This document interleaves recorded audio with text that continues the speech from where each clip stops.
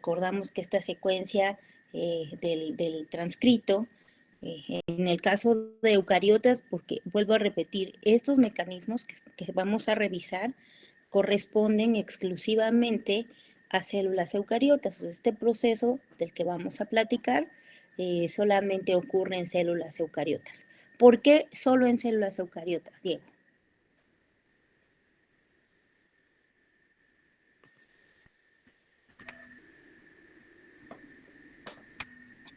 Sería por la presencia, por la diferencia principalmente entre los exones e intrones. Ok, ¿y a qué se refiere esa diferencia? Sí estoy de acuerdo que hay, en este caso, debe de haber intrones y exones, pero ¿a qué te refieres con eso? ¿Por qué solamente en eucariotas y en procariotas no?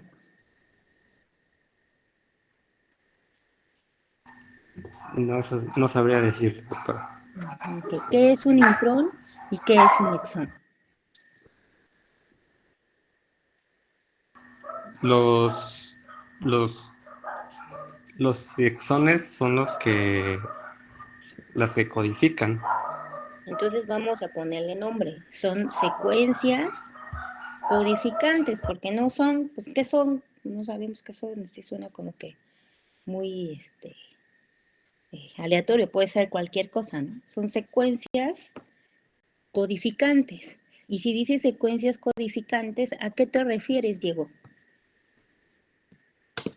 Pues codifican proteínas. En Codifican cambio, los proteínas. intrones no codifican. Gracias, Diego. Pues fíjate, no necesariamente aplicaría aquí este concepto que dices que codifica exclusivamente para una secuencia proteica. Hay que recordar que codifica solamente para una secuencia polipeptídica. Hay que recordar que en el caso de eucariotas, las proteínas pues, resultan bastante complejas. Eso ya lo vieron ustedes en bioquímica, ¿no? Ya pueden estar conformadas por diversas subunidades, ¿no? Y cada subunidad, si no son subunidades iguales, pues podrán depender de un gen distinto. Entonces, no necesariamente cuando se habla de una secuencia codificante, vamos a hablar exclusivamente de que corresponde específicamente a una secuencia para una proteína completa. No necesariamente, pero sí corresponde a una secuencia polipeptídica. ¿Y tú sabes a qué me refiero cuando digo polipéptido? A una cadena de varios péptidos. Mm, no, una cadena de qué sería. Un péptido, ¿por qué está conformado? ¿Cuáles serían los ladrillitos de los péptidos, para que me entiendas? Aminoácidos. Los aminoácidos. Entonces, un polipéptido es una ¿qué? Una cadena de muchos aminoácidos. Pues una cadena de aminoácidos y sí va a formar cadenas peptídicas, ¿no? Cadenas de péptidos y estos péptidos no necesariamente, hay que recordar, no necesariamente nos vamos a referir a ellos como una proteína porque las proteínas pues todavía son más complejas, ¿no? Hay que recordar que las proteínas tienen una estructura primaria, que ahí nos referiríamos a la cadena polipeptídica, tienen una estructura secundaria, sus hojas, betas plegadas, sus alfas hélices, y etcétera, y tienen una estructura terciaria y en algunos casos una estructura cuaternaria, ¿no? Entonces, hablar de proteínas, pues es hablar ya de un mundo de posibilidades en cuanto a estructura, en cuanto a forma, ¿no? Porque hay que recordar que van a tener una, una, este, una estructura o van a tener que pasar por procesos de plegamiento para entonces poder mm, tener una función como tal, ¿no? Entonces, gracias, Diego. Cassandra, que también no tienes, bueno, tienes una participación en este tiempo que llevamos trabajando. Cassandra, entonces, el splicing, ¿por qué se lleva a cabo en eucariotas? Ya creo que ya Diego ya nos ayudó un poco con los conceptos de intrones Y entonces, Cassandra, ¿por qué solamente lo vamos a ver para células eucariotas y para procariotas no?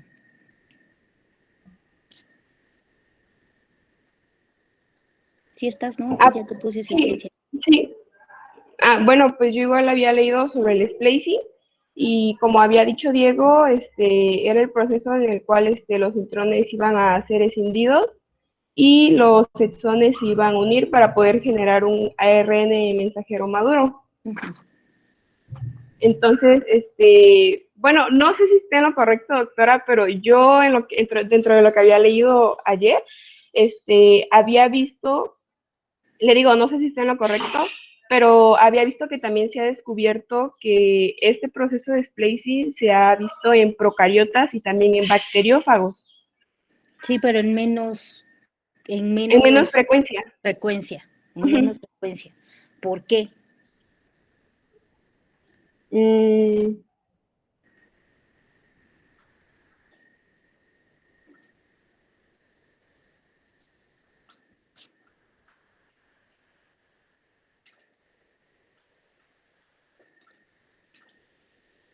¿Por qué, Mestli?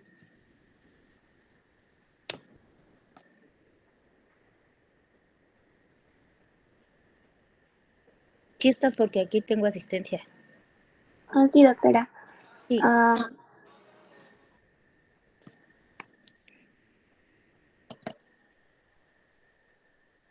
Doctora, perdón por interrumpir, pero es que mi internet está muy inestable y apenas pude entrar. Está bien, Luis. Pues, ¿Por qué, Luis, ya que nos interrumpes, dinos por qué? Creo que no te puse asistencia, ¿no? ¿Por qué, Luis?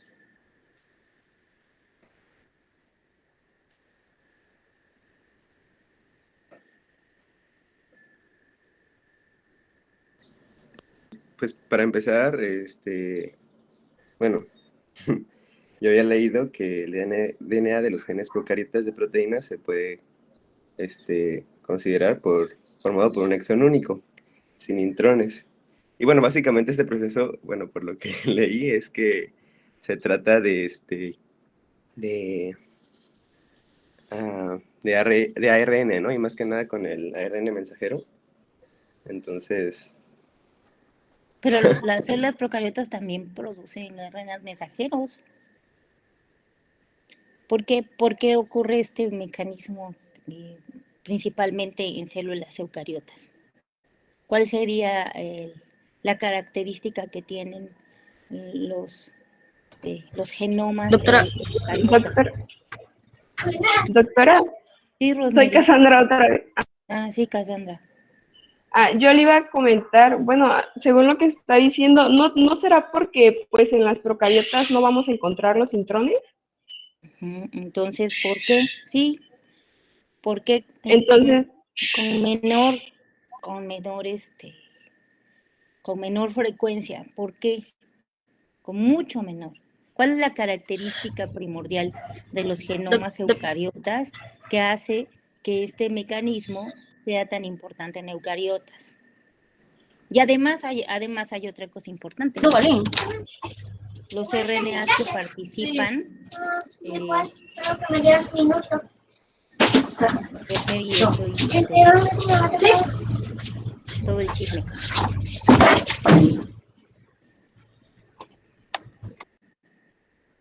Gracias.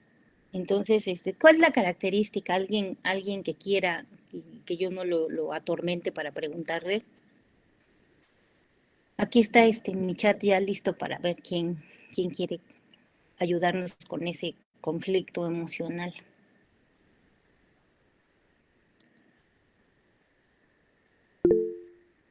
yo otra vez.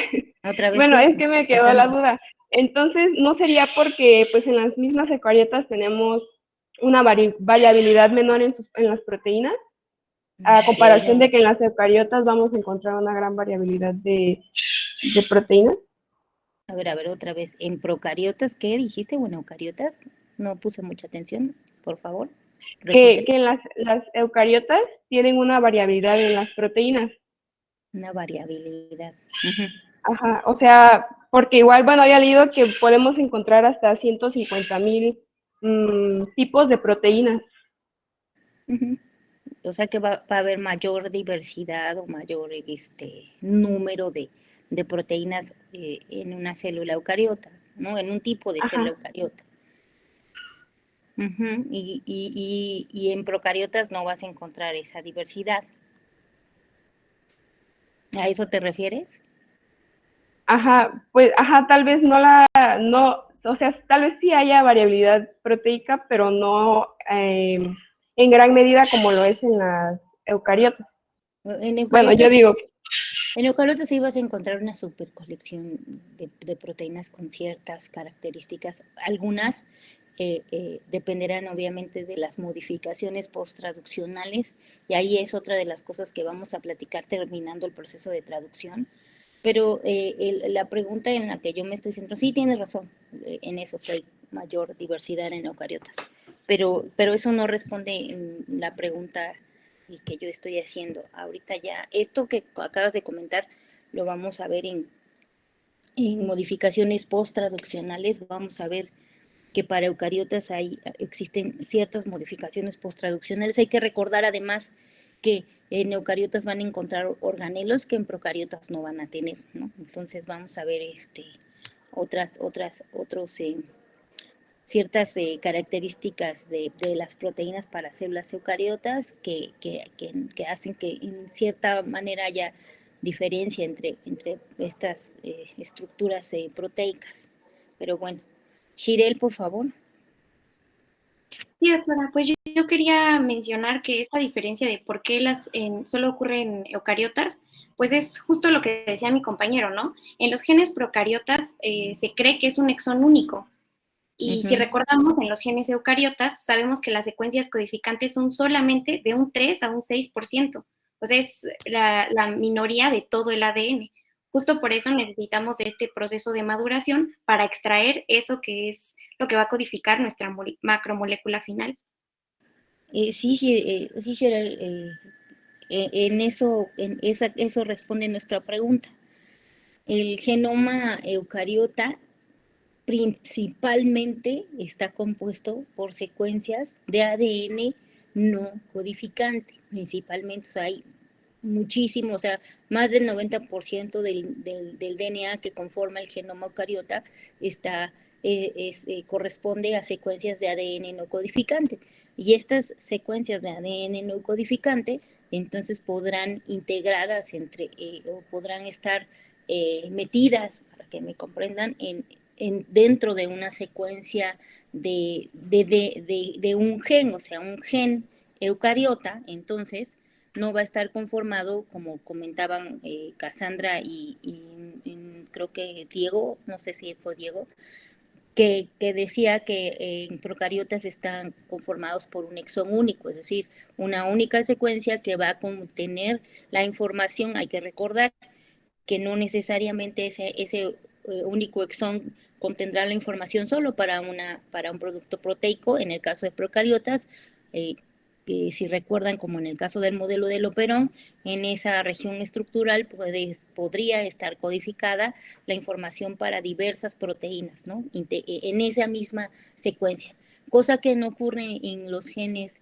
eucariotas. Los genes eucariotas entonces están conformados por diversos exones y entre los exones van a encontrar estas secuencias que se conocen como intrones, ¿no? Y eso se debe a esta característica que tiene el genoma eucariota, que tiene muchísimo, la mayor parte de su información es no codificante. Y hay que recordar que no necesariamente cuando hablamos de secuencias no codificantes estamos hablando de secuencias que no tienen alguna función en particular. Seguramente sí tienen alguna función, por algo están ahí altamente conservadas y siguen conservándose a lo largo de la evolución. Gracias, Shirel. Alfredo, por favor. Porque también las modificaciones que ocurren en el splicing, al igual que otras modificaciones post-transcripcionales, como la formación de la caperuza 5' de guanina, y al Sí. igual que la poliadenilización, ayudan a que el ARN mensajero se desplace desde el núcleo hacia el citosol. Bueno, es lo que yo leí, doctora. Sí, gracias. Entonces, también aquí vuelvo a repetir, tiene que ver un poco con la complejidad de la célula de la que estamos hablando. No hay que recordar que hay muchas diferencias estructurales entre una célula eucariota y una célula procariota. Una diferencia primordial es que una contiene un núcleo y la otra no, ¿no? Entonces, dentro de estas modificaciones de las que vamos a platicar, vamos a ver que tienen una cierta función y le van a dar o le van a atribuir al RNA un tiempo de vida media más largo que permitirá que sea entonces captado por los ribosomas y pueda entonces llevarse a cabo el proceso de traducción como tal. O sea, estas modificaciones, o sea, Alfredo está mencionando otras modificaciones que no son el splicing, es un proceso de modificación o estos procesos de modificación a los extremos, tanto al extremo 3' como al extremo 5', pues tienen una cierta función que resulta fundamental para poder llevar a cabo los procesos de traducción, ¿no? Entonces, uno es editar el RNA mensajero, eliminando entonces a los exones, que ya más adelante, o a lo mejor algunos de sus compañeros ahorita nos comentarán, que este proceso de edición también resulta fundamental para entonces aumentar el tipo de proteínas o el tipo de productos que podemos obtener a partir de un único RNA heterogéneo nuclear, ¿no? Para convertirlo en diversos RNAs mensajeros. Sí, gracias, Alfredo. Y Arturo, por favor. Sí, doctora, pues lo que le quería comentar tiene relación con lo que acaba de mencionar usted y bueno, también lo que mencionaba Cassandra sobre que las células eucariotas tienen una mayor pues cantidad de proteínas o bueno, una mayor diversidad de proteínas, dado que este splicing también puede ocurrir de manera alternativa, es decir, que no siempre los mismos exones se unen con los mismos exones, sino que pueden unirse con genes diferentes y por lo tanto dar lugar a nuevas proteínas que a la larga, como usted menciona, pues pueden llegar a generar evolución a nivel pues proteínico principalmente y pues más a largo plazo a nivel del organismo. Ok, entonces vamos a ver que existe un mecanismo que se conoce o que se llama splicing alternativo. O sea, sí vamos a ver que hay un proceso que se llama splicing, así nada más, sin apellido. Y este proceso de splicing, pues se centra en eliminar estas secuencias que se transcriben, que no codifican, que se llaman intrones, y que en un momento determinado van a permitir que el transcrito, bueno, en este caso ya el RNA mensajero, contenga exclusivamente secuencias codificantes, es decir, este RNA mensajero pueda ser traducido a una secuencia de aminoácidos. Recuerden que el RNA mensajero es una cadena de nucleótidos, pero que durante el proceso de traducción va a establecer el orden en el que van a ir los aminoácidos, es decir, el orden en el que los ribosomas, bueno, o el RNA de transferencia adicionará los aminoácidos y en el ribosoma se formarán estas cadenas de aminoácidos, pero este orden está determinado oficialmente por la secuencia que marca el RNA mensajero, ¿no? Entonces, este proceso de splicing, sin apellido, únicamente se centrará en eliminar estas secuencias que se conocen como intrones, pero hay una variante que se conoce como splicing alternativo, que aumentará la variabilidad o la diversidad de proteínas que se producen en eucariotas, pero también otra cosa que les quería dejar así como de tarea era qué ocurre si este splicing alternativo funciona de manera errónea. ¿Sí leyeron algunos de ustedes qué ocurría si el splicing alternativo no se lleva a cabo de manera correcta?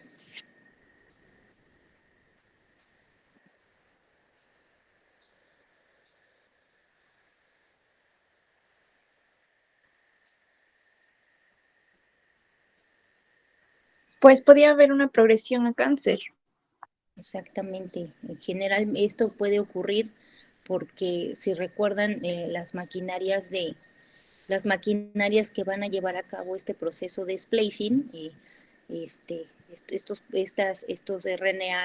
RNAs pequeños nucleares y estas proteínas que van a participar formando este complejo que se conoce spliceosoma, pues obviamente dependerán de secuencias génicas, ¿no? Y estas secuencias génicas o genéticas en un momento dado pueden contener alteraciones o mutaciones, como ustedes quieran llamarla, que va a dar como resultado alteración en el producto final, y estos productos no pueden entonces llevar a cabo sus funciones de manera adecuada, y sí se asocia también al desarrollo de cáncer, ¿no? Entonces hay que ver también este punto que resulta importante para fines de entender este mecanismo que se conoce como splicing. Entonces voy a compartir y les comento que así voy a agarrar mi lista y los voy a ayudar a participar en clase. Que pues yo sé que si estudian nada más necesitan que les pregunte. Entonces, sí veo quien no participa, si ven, les muestro mis concentrados de participación y por el tiempo que llevamos trabajando. Entonces, sí veo quienes no participan, pero yo sé que tal vez son muy tímidos para poder participar, pero hay que recordar que pues, ya estamos en una preparación ya a nivel profesional y sé, estoy completamente segura que todos ustedes tienen las mismas habilidades de comunicación, entonces solamente necesitan practicarlas, ¿no? Porque al final de cuentas, el trabajo que ustedes desarrollarán cuando ya completen su formación profesional, pues dependerá obviamente de su comunicación interpersonal, ¿no? Entonces tiene que tener esas habilidades de comunicación y en ese sentido también es importante que ustedes participen, ¿no? Porque les va a permitir desarrollar estas habilidades de comunicación, tener más confianza, ¿no? Y a veces a lo mejor piensan, es que yo no sé, no sé, no estudié, no le entendí, pero resulta que sí comprenden bien la información. Entonces, por favor, así los voy a ayudar a participar de vez en cuando. Entonces, yo sé que no se enojan, ¿verdad? Porque estamos siendo respetuosos. Ustedes conmigo y yo con ustedes. Entonces, bueno, ¿alguien me puede recordar quién o quiénes son las moléculas responsables de llevar a cabo este proceso que se conoce como splicing? Si lo recuerdan, ya los habíamos mencionado.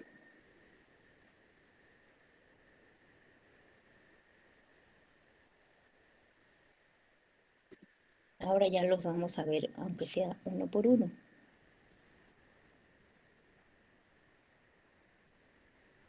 Aquí me falta alguien, Valeria.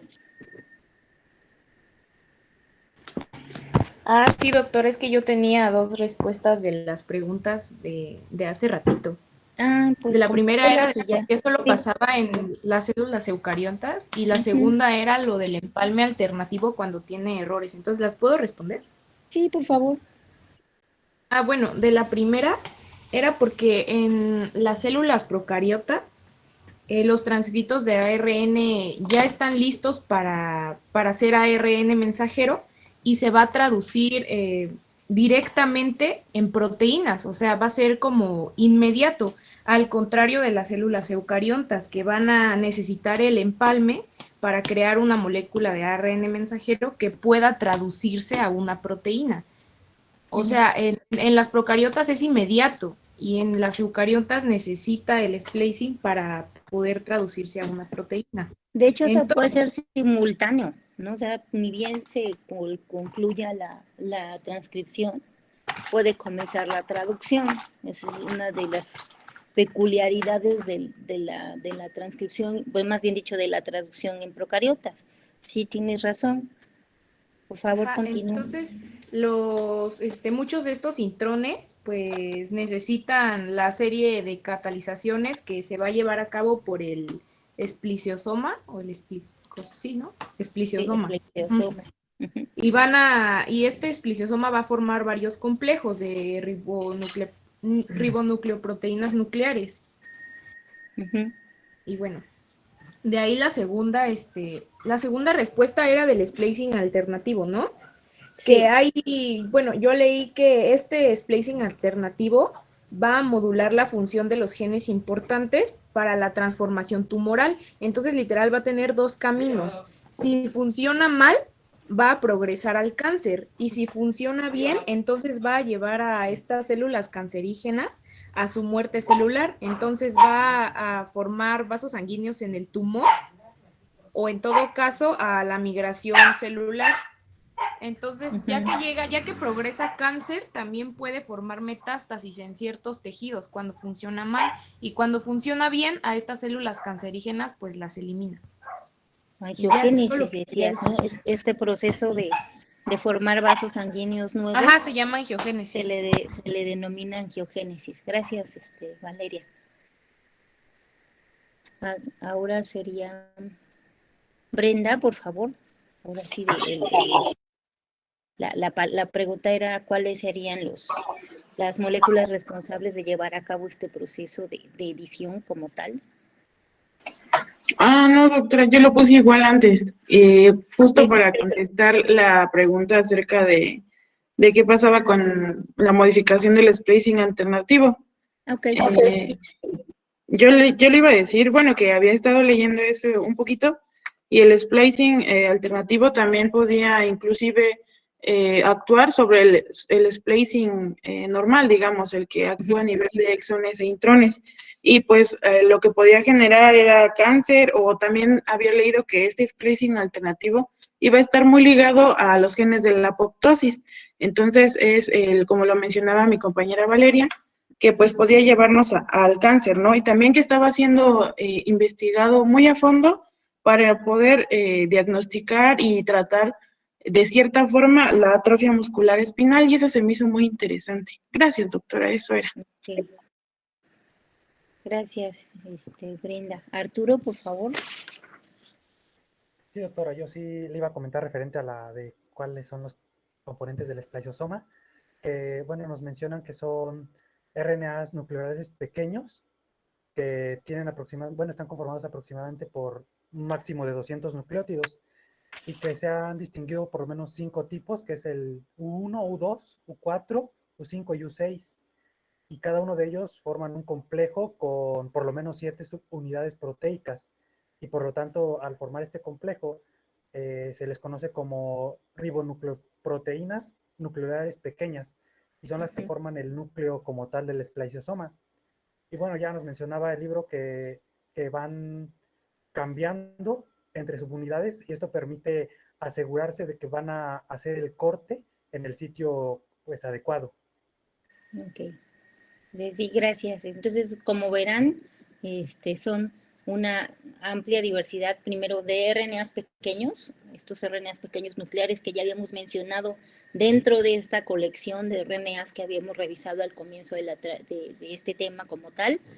Habíamos platicado un poco acerca de estos RNAs pequeños nucleares, y estos RNAs pequeños nucleares entonces necesitan o requieren de otras proteínas para formar complejos, para reconocer secuencias, porque hay que recordar que como vamos a hablar de un mecanismo, y como todos los mecanismos de biología molecular van a comenzar o van a estar determinados o marcados por una secuencia.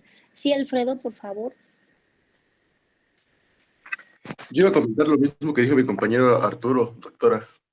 Muy bien, pues si quieres comentarlo, y ya para que no te quedes con las ganas.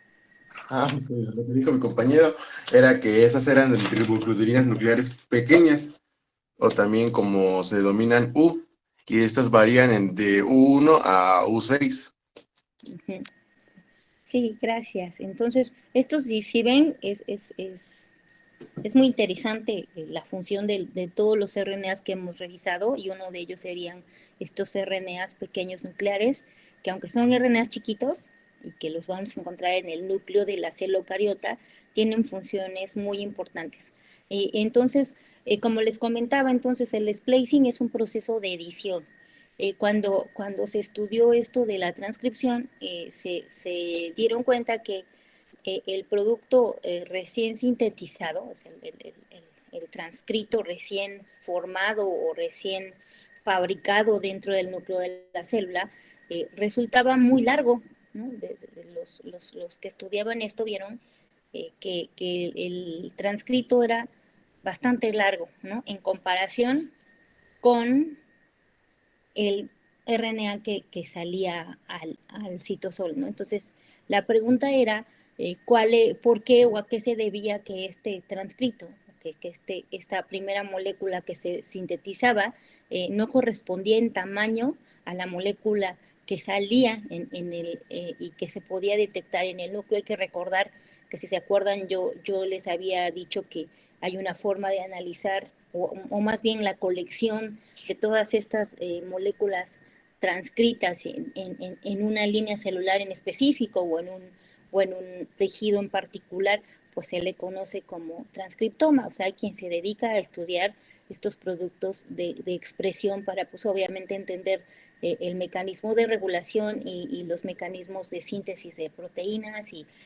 para tratar de entender cuáles serían los transcritos o la colección de RNAs asociados a una célula que es una célula normal, o si hay una variante en los transcritos que nos permita distinguir determinados procesos de enfermedad. Entonces, sí hay quien se dedicaba a estudiar esto, y una de las cosas que se identificó era que porque el transcrito era mucho más largo, el transcrito inicial era mucho más largo en comparación con el transcrito que se podía observar en el citosol, ¿no? Entonces se hicieron estudios y se determinó y se observó que este transcrito era editado, ¿no? Y este proceso de edición, o al proceso de edición, entonces se le conoce como splicing, o algunos libros, o a veces tiene que ver con la traducción. Por ejemplo, si el documento que ustedes están leyendo es de español de España, utilizan el término ayuste o ayuste, no sé cómo se pronuncia de manera adecuada. No sé si leyó alguno de ustedes ese término en el disculpe que le interrumpa. Lo que pasa es que quería ver si podríamos salir ahorita porque tenemos examen justo ahorita a las 11 con nuestra próxima clase. Entonces, quería ver si se podría. Ya váyanse, pues ya les dije, el que no habla Dios no lo escucha. Nos vemos mañana, por favor. Mañana estudien, vamos a